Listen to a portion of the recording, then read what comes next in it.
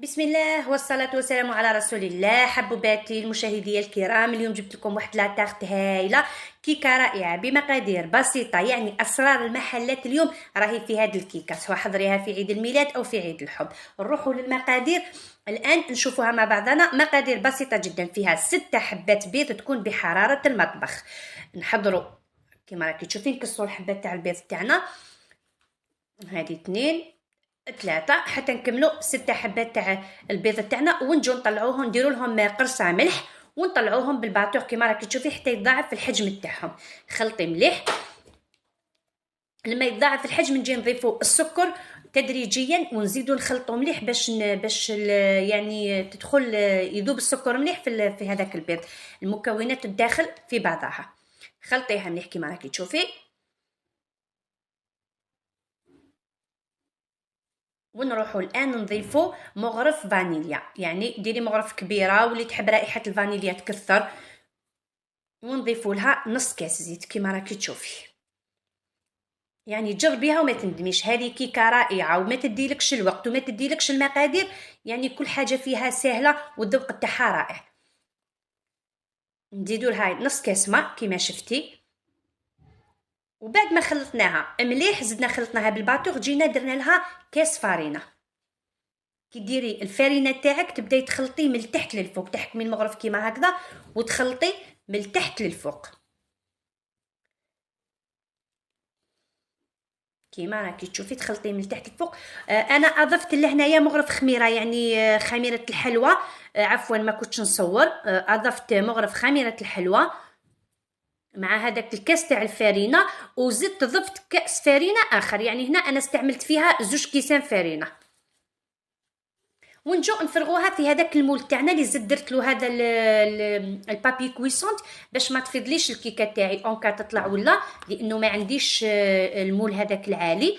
اضفت هذا وخدمي راسك، يعني اضيفي هذا البابي كويسونت وفرغي الخليط تاعك. بعد ما حطيتها في فرن ب 180 درجه خليتها طيب، وجيت نحضر لا كريم شانتيي تاعي. يعني الكريمه تاعي اللي درت فيها كاس حليب بارد وكاس تاع كريم شانتيي كما راكي تشوفي، ونجو نطلعوها بالباتور تاعنا. خلطيها شويه وطلعيها بالباتور تاعك لما تطلع مليح، يعني لا كريم شانتيي تاعك. راكم كامل تعرفوا الشانتيي وكيفاش تطلعوها، يعني بدون اضافه تفاصيل.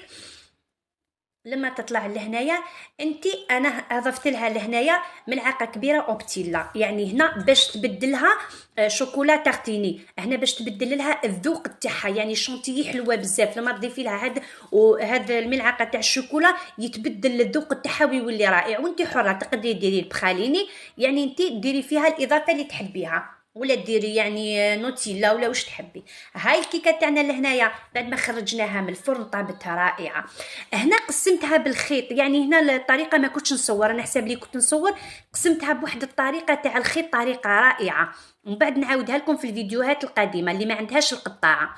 وهنا كما راكي تشوفي اضفتها في القالب وبديت ندير لها هذيك لا كريم شانتيي. ديري لها فلوتور هو الاول، يعني ديري لها كامل فلوتور باش ما يخرج لناش الخليط، ومشيها. اضيفي الطبقه الثانيه بنفس يعني الخطه، والطبقه الثالثه. هنا يعني جينا كملنا لها كامل لا شانتيي بعد ما حطيتها في المجمد بردت شويه، زيد كملت لها كامل بالشانتيي. وهنا درت لها هاد اللمسات تاع الشوكولا مع الاطراف، يعني بملعقه ذوبي شوكولا في حمام مائي وشوكولا اولي، وديري لها كامل هاد اللمسات يعني في الاخير.